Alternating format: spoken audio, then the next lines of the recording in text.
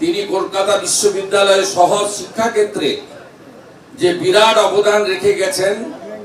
আজকে পশ্চিমবাংলার সরকারি শিক্ষা ব্যবস্থার যে বিপর্যয়, সেই বিপর্যয় আমরা কাটিয়ে উঠে ডক্টর শ্যামাপ্রসাদ মুখার্জির ভাবনার একটা শিক্ষা দিতে পারবো, যাতে শুধুমাত্র লুক্কায়িত প্রতিভার বিকশিত করা থাকবে না, সেখানে বিজ্ঞান, প্রযুক্তি এবং আমাদের নতুন প্রজন্ম নতুন করে দাঁড়াতে পারবে।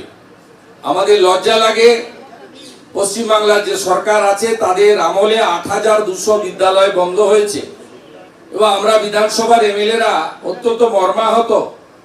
প্রত্যেকটা সেশনে সরকারি বিদ্যালয় শিক্ষা নিয়ে আলোচনা হয় না।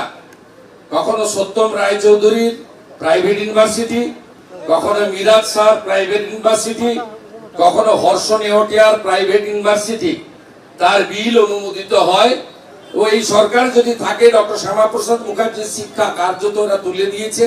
বাকি যেটুকু আছে আগামী দিনে সেই তার পঞ্চত্ব প্রাপ্তি এদের হাত দিয়েই ঘটবে।